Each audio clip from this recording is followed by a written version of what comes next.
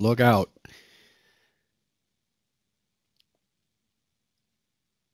It's 8:03 a.m. Chicago time, 9:03 Eastern U.S. time. Thanks for joining me again on another Trader Bite to end the week. Let me know if my voice is coming across distorted or too hot. Should be nice and sexy this morning.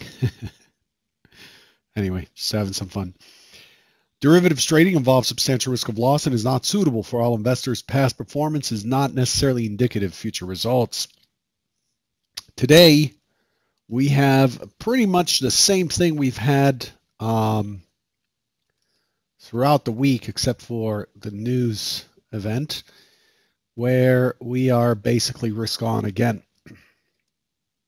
And so this morning, leading the pack is the DAX, up 50 points, 0.4%. Euro stocks following up.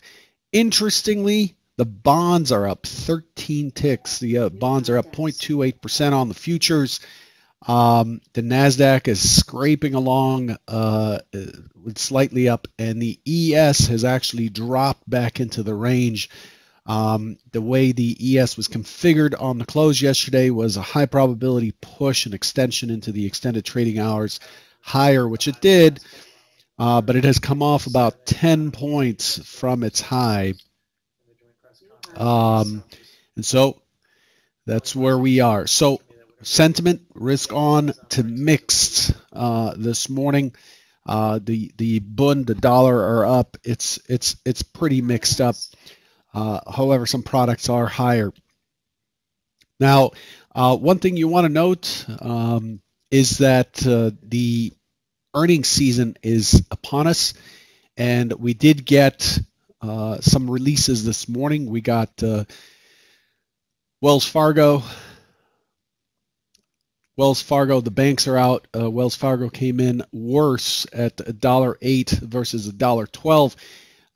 Citibank came in. Citigroup came in at $1.63. JP Morgan came in versus $1.54. JP Morgan came in at $2.29 versus $2.22, and so on. So understand that we are in the earnings season on the third quarter of the year. Also, there's a ton of news flow overnight. U.S. President Trump is out in Europe, and all kinds of discussions with European leaders, and of course commentary coming out continuously. And so just pay attention to that. That's coming across the wire. As far as what we expected yesterday, where is that? Right here and right here.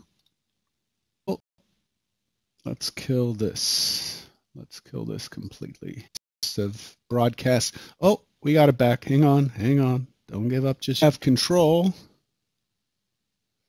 Here we go.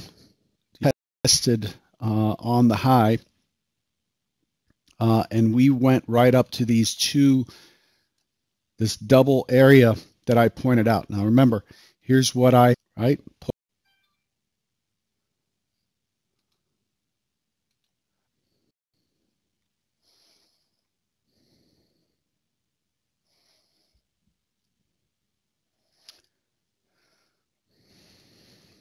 here it goes.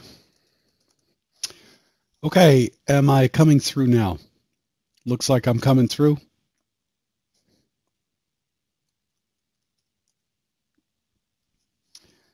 Testing.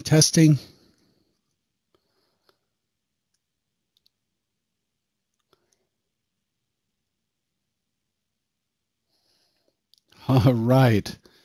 Wow, that was something. Let's get right down to it. Not going to ask you to like Friday because this is just a mess. All right. So what I did was I reviewed the expectation. The expectation was for a drift lower, an impulse up, a test at 27.94 1/4, which is exactly what we got, what you see on the screen here, and a push to 2800. Scenario one came through beautifully yesterday. Let's get down to the business of the business of our scenarios for today. The scenario for today, I'm looking for an open auction. We are in the deep depth of acceptance from yesterday, although it is boxy. I'm expecting the market to make an attempt and push through to 28.02, fail back in to 27.94, and I'm looking for this to go sideways into the weekend. After all, it is a summer Friday. I'm expecting a tight range, lower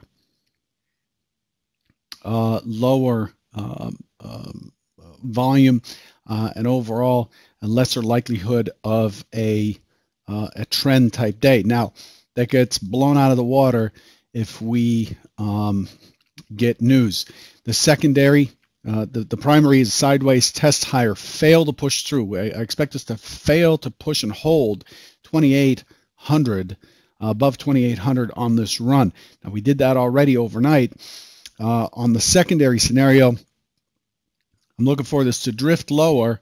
Look for the 27.94 quarter, 27.93 half area, impulse up, push into 2,800, consolidate, and then start to drift towards the overnight high. It's more likely that the overnight low is going to go today, but the secondary scenario is for a push higher. Okay, so that's where we stand. I apologize about the technical issues here today. Clearly, this i7 6500 laptop's not able to keep up anymore, and it's time to upgrade.